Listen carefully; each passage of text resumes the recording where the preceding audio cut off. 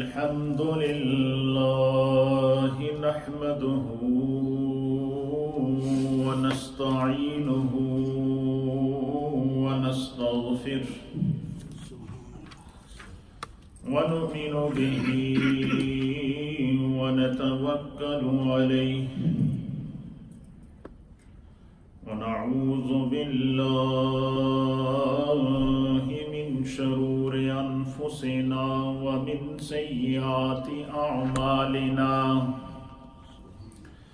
من يهده الله فلا مضل له ومن يضلله فلا هادي له ونشهد أن لا إله إلا الله ونشهد أن سيدنا وسندنا ونبينا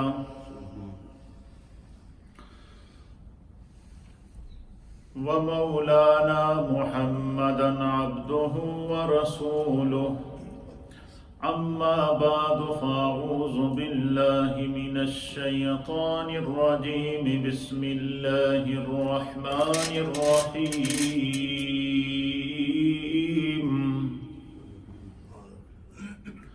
الرحمن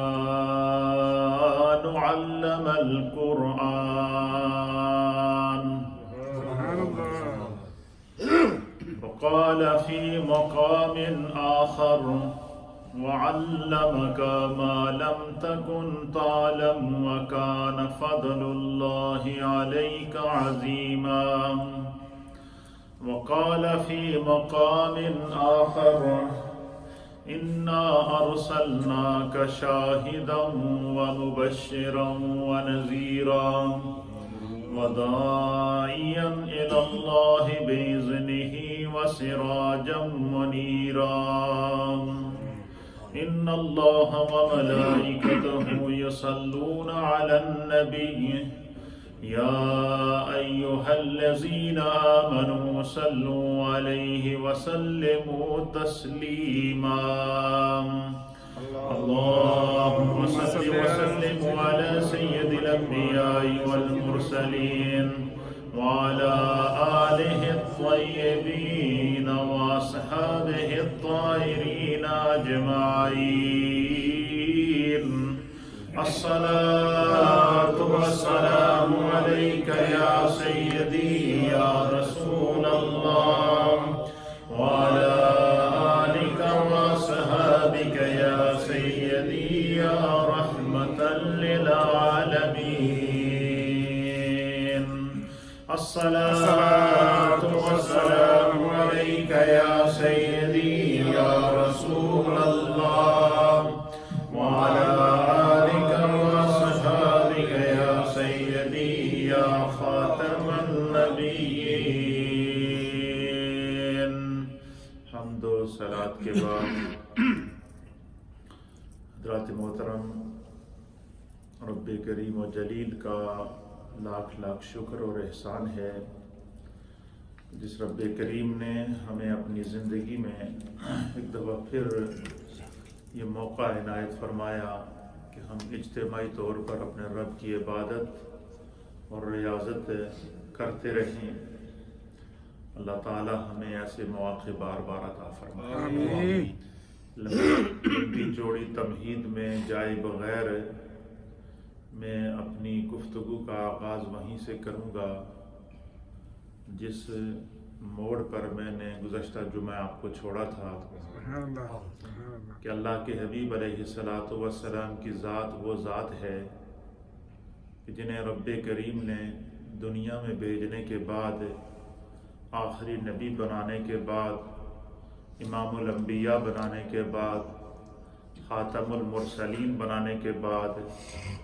کائنات کے والی بنانے کے بعد کائنات کا رہبر اور رہنما بنانے کے بعد پھر رب نے چاہا کہ میں اپنے محبوب کو اس کا مقام دکھاؤں. سبحان اللہ. یہاں پر ہم نے اپنی بات کو کیا کیا تھا، ختم کیا تھا، اور یہیں سے آگے اپنی بات کو شروع کریں گے. آپ ذرا تصور میں جا کر سوچیں کہ وہ کیا منظر ہوگا کہ اللہ چاہتا ہے کہ میں نے اپنے محبوب کو جو مقام عطا کیا ہے، جو مرتبہ عطا کیا ہے، وہ میں ایک دفعہ اپنے محبوب کو دکھاؤں۔ پھر وہ سفر زمین سے شروع ہوا، مسجد حرام سے شروع ہوتا ہے، مسجد اقصی تک جاتا ہے، پھر مسجد اقصی میں 1.25 لاکھ کم و بیش انبیاء اور مرسلین موجود ہیں، 70,000 کے قریب فرشتے موجود ہیں، اور میرے مصطفیٰ وہاں پر خطاب کرتے ہوئے جو اللہ نے حبیب کو اپنا مقام دکھایا اس مقام کو بیان کرتے ہیں۔ اور وہاں پر میں نے گزشتہ جمعہ آپ کی خدمت میں نبی پاک صلی اللہ علیہ وسلم نے مسجد اقصی میں جو انبیاء کے اجتماع سے خطاب کیا تھا، تو وہاں پر نبی رحمت جناب سید العالمین محمد الرسول اللہ صلی اللہ تعالیٰ علیہ وسلم نے یہ بھی انبیاء کی بارگاہ میں پیش کیا تھا کہ میں اللہ تعالیٰ کا شکر ادا کرتا ہوں کہ وجعل امتی امتاً وسطا، کہ جس رب نے میری امت کو امت معتدل بنایا، وجعل امتی ہم الاولون وہم الآخرون، میں اللہ کا شکر ادا کرتا ہوں کہ جس رب نے مجھ مصطفیٰ کو اور میری امت کو اول بھی بنایا ہے اور آخر بھی بنایا ہے۔ یہاں پر میں نے بات چھوڑی تھی کہ اول کیسے بنایا اور آخر کیسے بنایا۔ آخر اس طرح بنایا کہ اللہ تعالیٰ نے نبی اکرم صلی اللہ تعالیٰ علیہ وآلہ وسلم کو خاتم النبیین بنا کر بھیجا۔ آپ آخری نبی بن کر آئے اور آپ کی امت بھی آخری امت ہے، اور آپ کی امت کو اللہ نے خیر الامم کا تاج پہنایا۔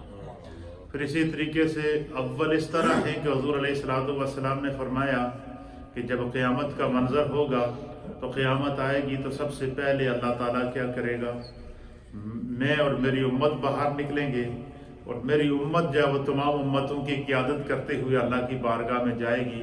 حضور نے فرمایا آخر میں دنیا میں آنے کے اعتبار سے میں آخری نبی ہوں، اور دنیا سے اور آخرت میں اٹھنے کے اعتبار سے میں جو ہے وہ سب سے پہلے اٹھوں گا۔ تو یہ نبی پاک صلی اللہ علیہ وسلم نے اپنا مقام بیان فرمایا۔ اور پھر اللہ تعالیٰ نے حضور علیہ السلام کو آخرت میں جو اللہ مقام عطا فرمائے گا، اور آخرت کا جو منظر ہوگا کہ سرکار دو عالم صلی اللہ علیہ وسلم جب قبر سے سب سے پہلے اٹھیں گے، سب سے پہلے اپنی امت کے ساتھ اللہ کی بارگاہ میں جائیں گے، تمام امتوں کی شفاعت کرتے ہوئے، پھر حضور فرماتے ہیں کہ جنت کے دروازے پر جب پہنچیں گے، سرکار فرماتے ہیں کہ جنت کی چابیاں میرے ہاتھ میں ہوں گی۔ سرکار فرماتے ہیں سب سے پہلے جنت کے دروازے کو میں مصطفیٰ کھولوں گا، اور فرمایا سب سے پہلے جنت میں داخل ہوں گا، میرے ساتھ حضور فرماتے ہیں صدیق اکبر ہوں گے۔ پھر سرکار فرماتے ہیں میری امت کے غرباء میرے ساتھ ہوں گے، میری امت کے اہل ایمان میرے ساتھ ہوں گے۔ پھر فرمایا اس کے بعد عام دخول جنت ہوگا۔ تو اس منظر کی منظر کشی سرکار دو عالم صلی اللہ علیہ وسلم نے اول اور آخر ہونے کے اعتبار سے کی تھی۔ اللہ تعالیٰ نے اپنے محبوب کو اتنے مقامات عطا کیے اور اتنا علم عطا کیا کہ سرکار دو عالم صلی اللہ علیہ وسلم کائنات کی ہر شے کو اللہ نے آپ کے سامنے منکشف کر دیا تھا، جس طرح کہ میں نے گزشتہ جمعے کو آپ کے سامنے شفا شریف سے حدیث پیش کی تھی۔ اب وہ آخرت میں حضور جو اس منظر کو، آخرت کے منظر کو بھی اللہ نے سرکار کو دکھایا دنیا میں، کہ آپ جب آخرت میں قبر میں سے اٹھیں گے تو کیا منظر ہوگا، اور اس وقت آپ کی حیثیت کیا ہوگی، اس کو میرے مصطفیٰ خود بیان کرتے ہیں۔ اور اس حدیث کو امام ترمذی نے سنن ترمذی کے اندر نقل فرمایا ہے، اور اس کے راوی ہیں حضرت سیدنا انس بن مالک رضی اللہ تعالیٰ عنہ۔ آپ بیان فرماتے ہیں عن انس رضی اللہ تعالیٰ عنہ قال قال رسول اللہ صلی اللہ تعالیٰ علیہ وآلہ وسلم انا اولهم خروجا وانا قائدهم اذا وفدوا وانا خطیبهم اذا انصتوا۔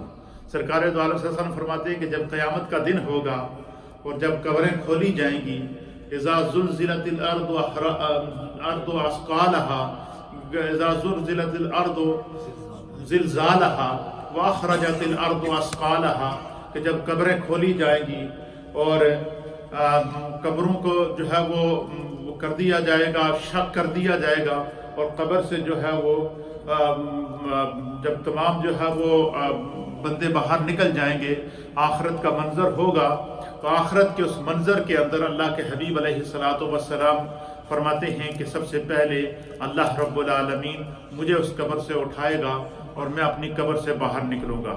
और कैसे बाहर निकलूंगा? अल्लाह के हबीब अलैहिस्सलातु वस्सलाम फरमाते हैं कि क़ाला रसूलुल्लाह सल्लल्लाहु अलैहि वसल्लम ने फरमाया कि अना अव्वलुहुम खुरूजन, कि सबसे पहला शख्स मैं वो हूँगा कि जिसको क़यामत के दिन जो है वो कब्र से निकाला जाएगा, मैं कब्र से बाहर निकलूँगा।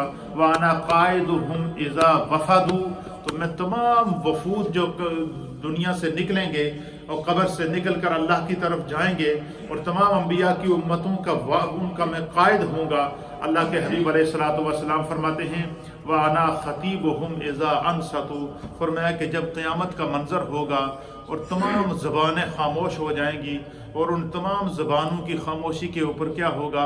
सरकार दो आलम सल्लल्लाहु ताला अलैहि वसल्लम फरमाते हैं कि जब सारे खामोश हो जाएंगे एक हैबत का आलम तारी होगा। तो फरमाया आना खतीबुहुम, फिर रब्ब करीम मुझे ये तो सआदत अता फरमाएगा कि मैं उन तमाम से खिताब करूँगा।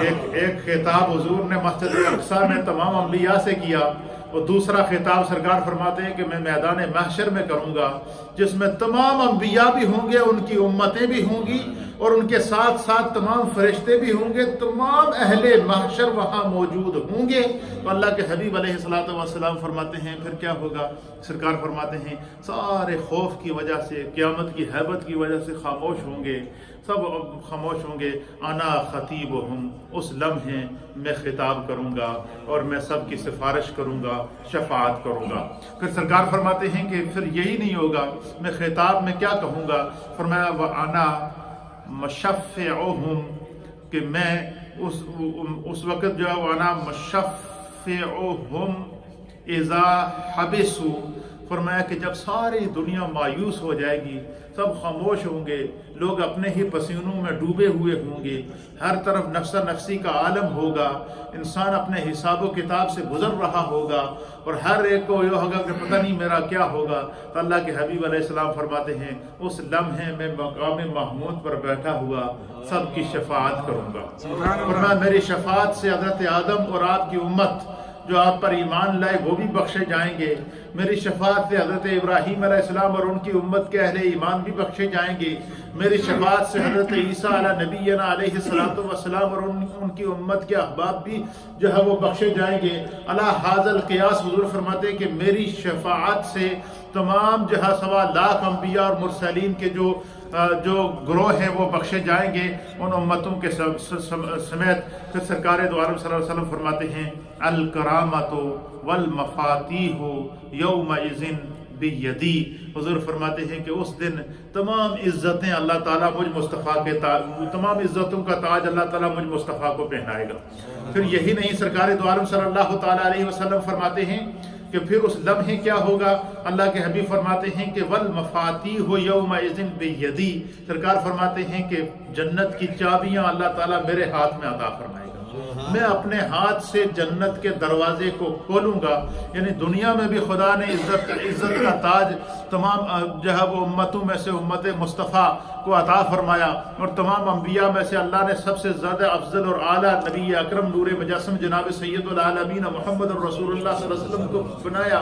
और आखिरत में भी हुजूर फरमाते हैं कि जब कब्रों से निकलेंगे तो मैं सबसे आगे हूँगा, जब सब पर खौफ तारी होगा तो उनकी तसल्ली का ज़रिया भी मैं मुस्तफ़ा बनूंगा, जब सब मायूस हो जाएंगे तो उनकी शफाअत भी मैं करूंगा, जब सब जन्नत के दरवाजे पर पहुंच जाएंगे तो अल्लाह के हबीब अलैहिस्सलातु वस्सलाम फरमाते हैं कि मैं उनकी जो है वो क्या करूंगा? सरकार फरमाते हैं कि मैं उनकी शफाअत करूंगा और मैं अपने हाथ से जन्नत के दरवाजे को खोलूंगा और मेरी शफाअत से तमाम उम्मतें और उनकी तमाम अंबिया और उनकी उम्मतें जो है वो जन्नत के अंदर दाखिल होंगी। व अना अकरमु वलदे आदमा अला रब्बी, फरमाया क़यामत के दिन उस दिन हज़रत आदम अलैहिस्सलाम की औलाद में से तमाम अंबिया इकराम भी मौजूद होंगे, उनकी उम्मतें भी मौजूद होंगी। सरकार फरमाते हैं कि उस लम्हे अल्लाह ताला तमाम उम्मतों में से इज्जत का ताज मुझ मुस्तफ़ा के सर पर पहना। अल्लाहु अकबर। ये आप इससे आप अंदाजा लगाएं मकाम मुस्तफ़ा और अज़मत मुस्तफ़ा, ये वो मकाम मुस्तफ़ा है, ये वो अज़मत मुस्तफ़ा है, ये वो रिफ़ात मुस्तफ़ा है जो खुदाबंद कुद्दूस ने खुद हमारे आका अलैहिस्सलातु वस्सलाम जनाब सैयदुल आलमीन मुहम्मद रसूलुल्लाह सल्लल्लाहु तआला अलैहि व आलिहि वसल्लम की ज़ात को दिखाई। और सरकार फरमाते हैं कि जब अल्लाह क़यामत के दिन मुझे इज्जत का ताज पहनाएगा और हज़रत आदम अलैहिस्सलाम से ईसा तक से लेकर ईसा अलैहिस्सलाम तक हर उम्मत मौजूद होगी, हर नबी मौजूद होगा, हर एक के सामने अल्लाह ताला ये दिखाएगा कि ये वो मेरा महबूब है जिसके सदके मैंने दुनिया को भी बनाया है, आखिरत को भी बनाया है, जिसके सदके जिसके नूर की वजह से मैंने कायनात को मुनव्वर किया है।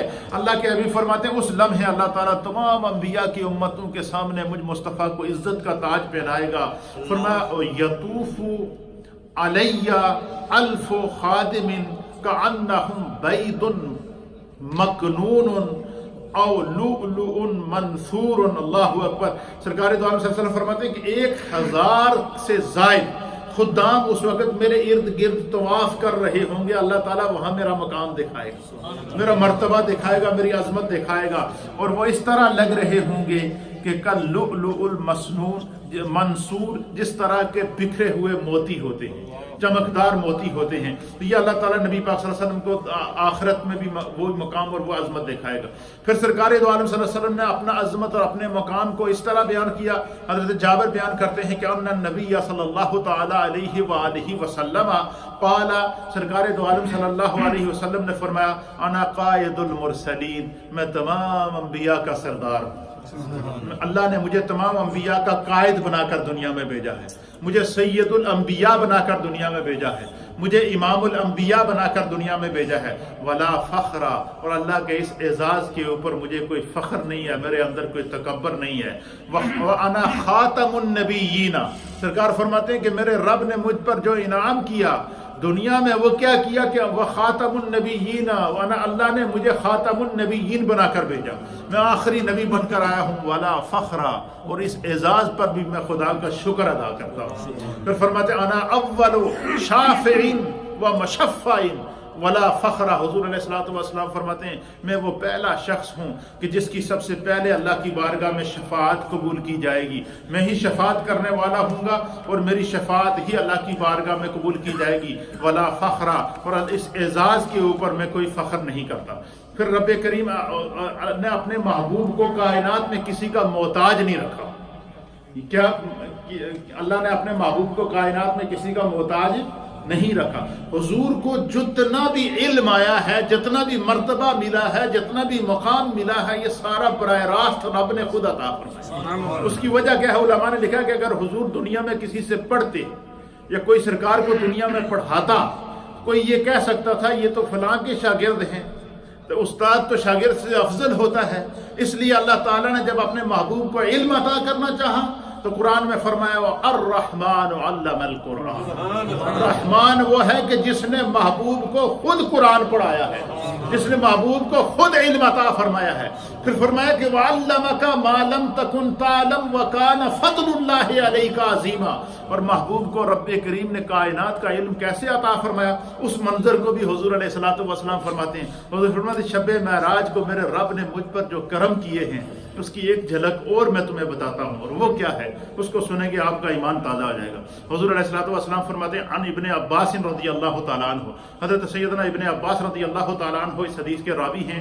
आप बयान फरमाते हैं अन नबी सल्लल्लाहु तआला अलैहि व आलिहि वसल्लम कि नबी अकरम सल्लल्लाहु तआला अलैहि वसल्लम ने फरमाया पाला, आप फरमाते हैं कि आतानी रब्बी फी अहसन सूरतिन, हुजूर फरमाते हैं कि शब महराज को मेरे रब ने मुझे अपने हुस्न मुतलक का दीदार कराया।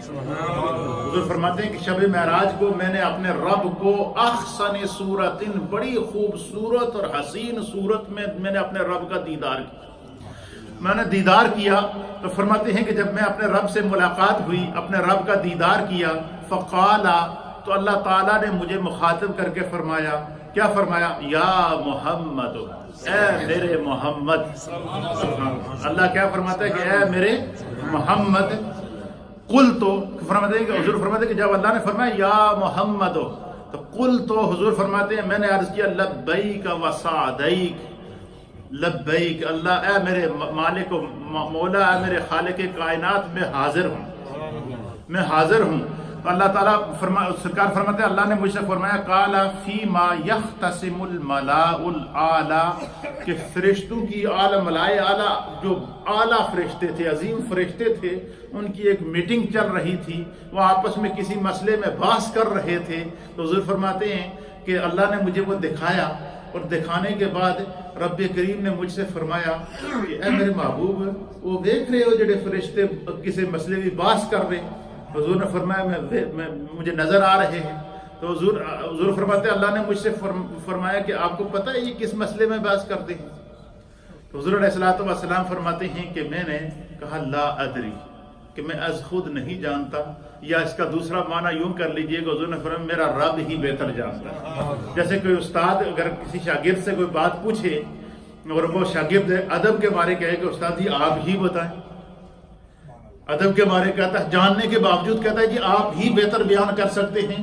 جب اللہ نے فرمایا کہ محبوب یہ جو ملائے اعلیٰ جو اعلیٰ فرشتے ہیں یہ کسی مسئلے میں بحث کر رہے ہیں، آپ کو پتہ ہے کس مسئلے میں ڈسکشن ہو رہی ہے؟ حضور نے فرمایا کہ میں نہیں، از خود نہیں جانتا، اے میرے رب تو ہی بہتر جانتا ہے۔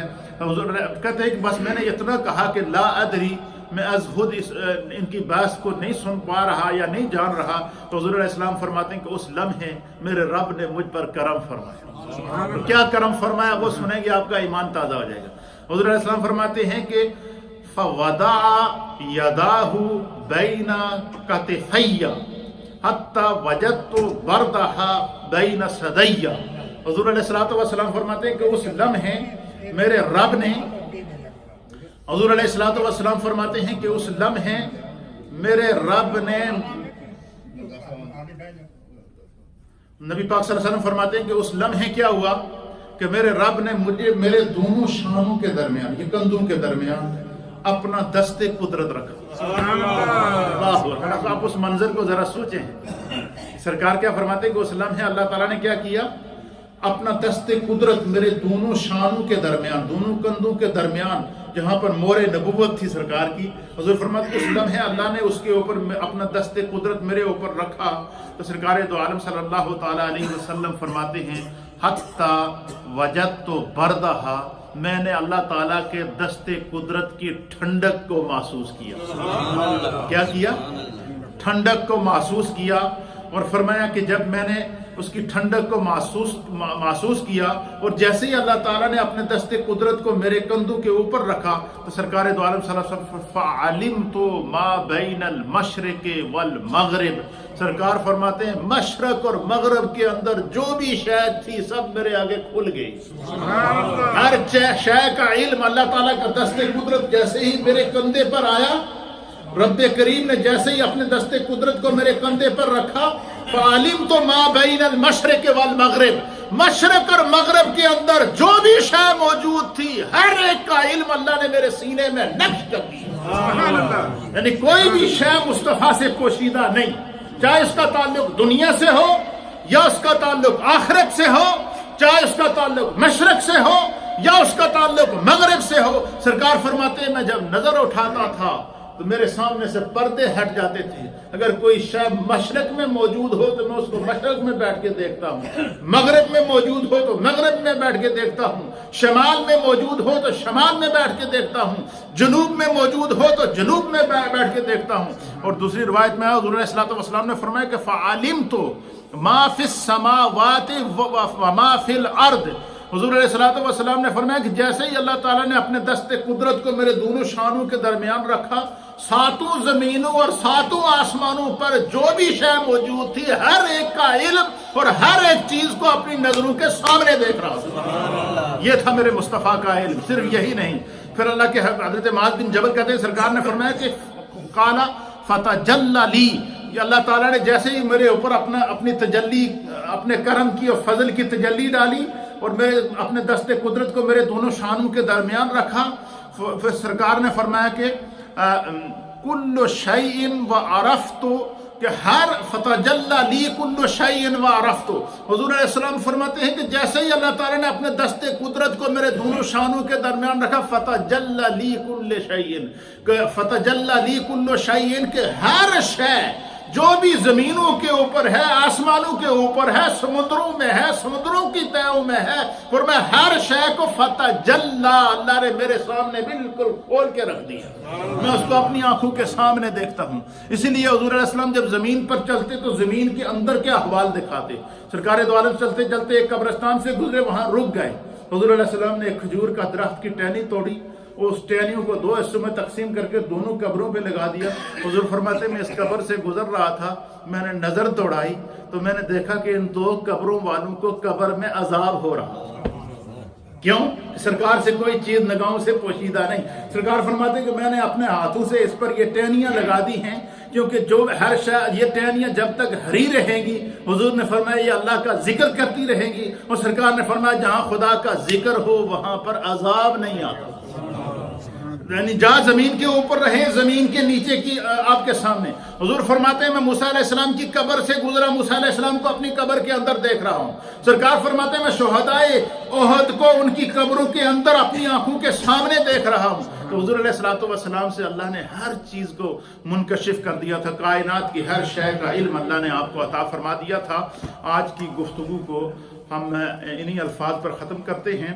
اس کی وجہ یہ ہے کہ ہمارے